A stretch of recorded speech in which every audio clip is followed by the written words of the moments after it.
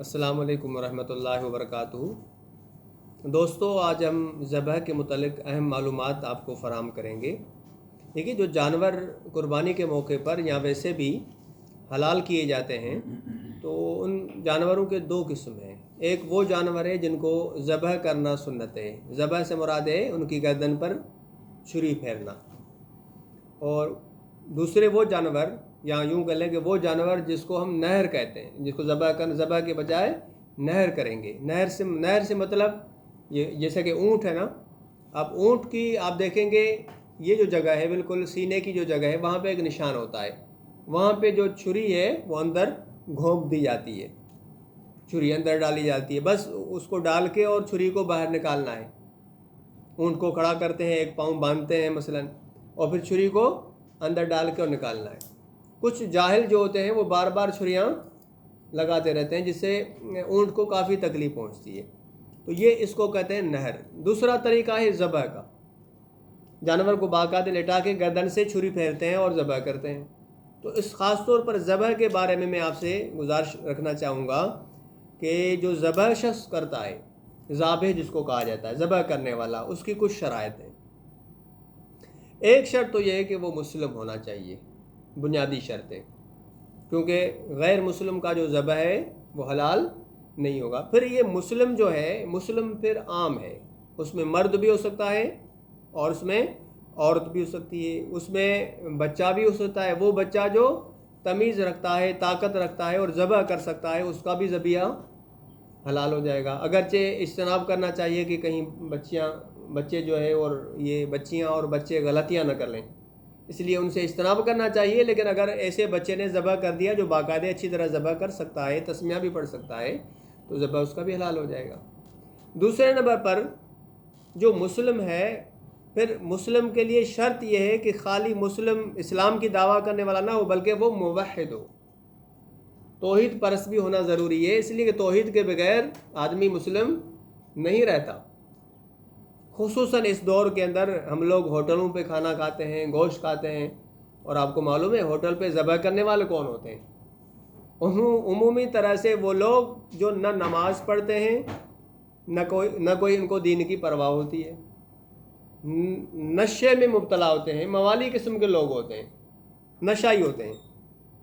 उनको तस्मिया यानी बिस्मिल्लाह अल्लाह अकबर पढ़ना नहीं आता। फिर साथ साथ ये है कि वो कब्र परस्त होते हैं, औलिया परस्त होते हैं, यानी मुख्तलफ शिरकों के अंदर मुब्तला होते हैं, और वही लोग ज़बह करते हैं। तो लिहाजा मैं उन तमाम लोगों से गुजारिश करूँगा जो इस मौके पर कुर्बानी करेंगे, तो ऐसे लोगों को चुनें ज़बह करने के लिए जो मुवहिद हैं, तौहीद परस्त हैं, शिरक से नफ़रत करते हैं। तो दूसरी शर्त ये हो गई कि वो मुवहिद होने चाहिए।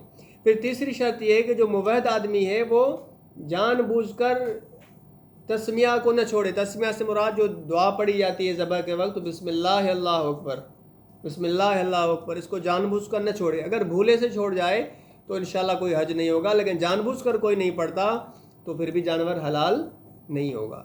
इसी तरह जानवर को ज़बह करने के लिए ये भी शर्त है कि कोई ना कोई ऐसा आला हो जो तेज़ हो, जिससे जानवर का खून बहे, गर्दन कट जाए।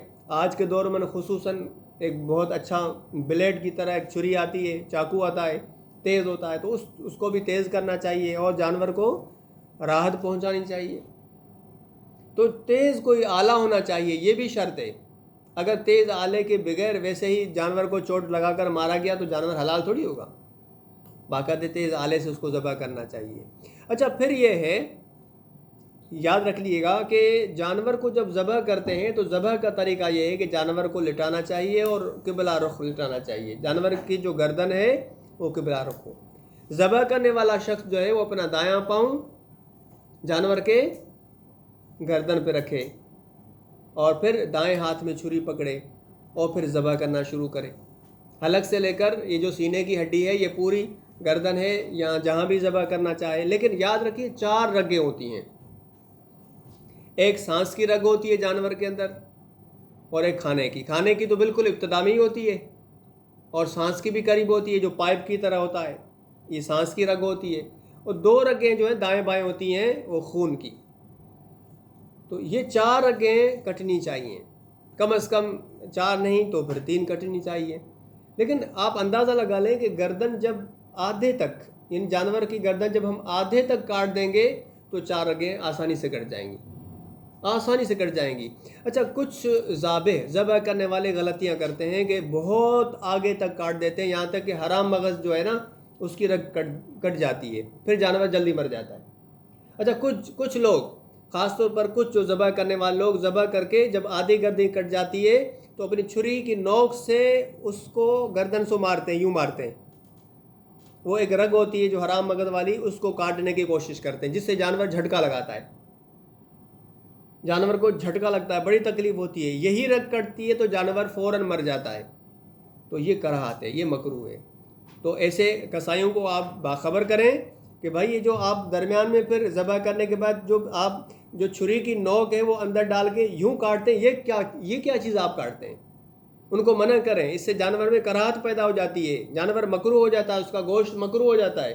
لہذا آسانی سے جو سیدھے طریقے سے جو ذبح کیا جاتا ہے اس طرح کر لیں، اور آدھی گردن تک کٹ گیا اس کو جانور کو چھوڑ دیں. جانور تڑپنا شروع کرے گا، جو اس کا خراب خون رگوں میں ہے وہ نکل جائے گا اور جانور حلال ہو جائے گا. اور اسی طرح 5ویں چیز، اگرچہ وہ شرط نہیں ہے لیکن آداب میں ہے کہ صفائی ستھرائی رکھنی چاہیے. جو ذبح کرنے والا ہو صاف ستھرا ہو، میلا نہ ہو.